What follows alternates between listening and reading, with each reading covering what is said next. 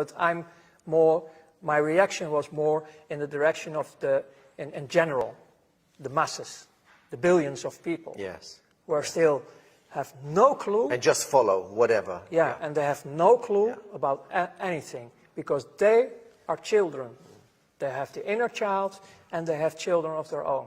And we have to take care of this with all the people who are able to do this. Ronald, I still want to talk about the soul contract, because at the level that the so-called Illuminati and these Babylonian agents are engaging a soul contract, one way or the other, with these higher intelligences. Yeah, they want to have us permanently enslaved. We understand that. How do these devils revoke that contract if they want to? How do they remove themselves from the contract? Is it possible for them to remove themselves? Times are changing. The world is changing. Many of these figures in this echelon are going to be seeing that they are on the wrong side of history, and they are going to want to transition. Is there any chance for them to do so? Yes. How? By the free will and making contact with the people who are already in the light manifestation. Okay. Because the group is growing. Yes. You are one of them. Yes. You are connected with many other people. I'm connected with many other people. But the game is over. You mentioned that when you were involved with this Illuminati echelon, you mentioned that you had no empathy. That you were calculating and cold, and you had the capacity to make decisions here, and boom, no heart connection. Yes, correct? We even laugh about terrible things. What was the transition that happened to you? When? On what day? What occurred to you to bring you out of this? It was the day I died. You witnessed something. I have seen myself. And I didn't believe it.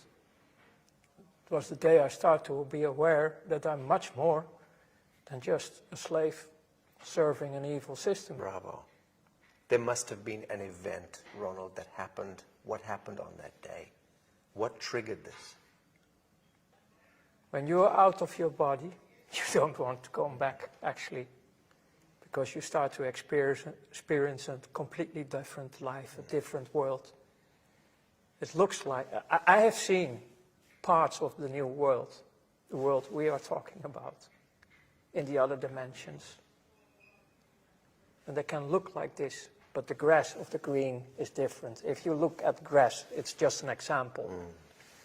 You can look through the grass, and it's still, it's real grass, but you can look through it. I tried to describe it, but it's so bright. The colors are so bright. You can even feel colors. Everything is so intense, it's a completely different world. What brought about that metaphysical, spiritual experience of this death, this transition? What was it that triggered that? My heart stops beating. Literally? Yes. I was completely out. You were at home? Where did this happen? No, it was on my work, and they called... medical service? Yeah, urgent... Ambulance? Ambulance. And they resuscitated you? The only moment I remember, besides seeing how they were doing all the work on my body, the real wake-up, coming back in consciousness, was a crying mother. She was the first one I saw back, yeah. So in a sense, you traveled back in the realm of the archetypes, and you saw many things, but this was the one that made the impression on you, the crying mother. Yeah. And this is connected directly to the sacrifice of innocence. Exactly. Right. This is beautiful. Yeah. But later, because I needed to recover in my body, especially my body, even the bones of my back, they have to repair a lot of things in me. But during this recovery time, I was also in a private clinic in Luxembourg. And the girlfriend, well, sort of girlfriend I have from that moment who supported me, she showed me in the forest, in the dark, when I was able to walk a bit, vuurvliegjes. Fireflies. Fireflies. But it's an insect, no? Yeah. And I didn't know anything about nature, so that was for me a Magical. miracle. It was really a miracle. My first contact with nature, because before that I was only destroying That's nature. wonderful. So about the first touch I shared already, but after that there were so many other miracles happening in my life, also with other human beings, because, man, in this clinical part, my image about myself, I was so rotten. I have such a negative image about myself. In the clinic, I tried to destroy myself as well. Okay.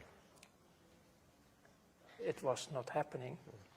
I was swallowing a lot of pills to sleep and go away. Understand. But they took all the pills out of my body. And then there was a little boy who was also damaged in this clinic, and he come to me with a little Bible for children, and I can't remember the words he was saying, but it was touching my heart completely. The words he was saying out of this Bible for children. And that was also a deep, deep touch inside of me. And after that, actually, my whole life started to be with presence. So you understand the power of darkness and false light, and you understand the power of forgiveness, the power of compassion, The last power 20 of absolution. The last 22 years, I start to discover the positive life, the light manifestations, the unconditional love. And this was growing so much that I have a direct contact built up with the source of life, what I call the creator of heaven and earth. Yes. I have not a monologue, I have a dialogue. I understand.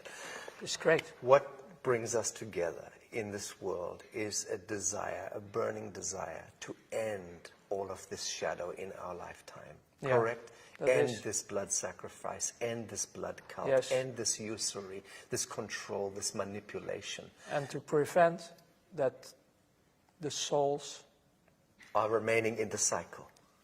yes, and will not be captured, final, like in eternity, because they're heading in this program, Freemasonry program, they want us like batteries. Ultimate harvest. Yes. Yes. And we are, based on the free will, we can choose completely different because we are free. We are 100% free. Yes. So we have to restore our position also on earth, Yes. on who we are Yes. as human beings. Yes. Because we are very, very powerful. Redemption, salvation, absolution. These are the words. Yeah. And this is the science of love that we are practicing with our work. This is the only way. It is the only way. Ronald Bernard, thank you. Thank you too.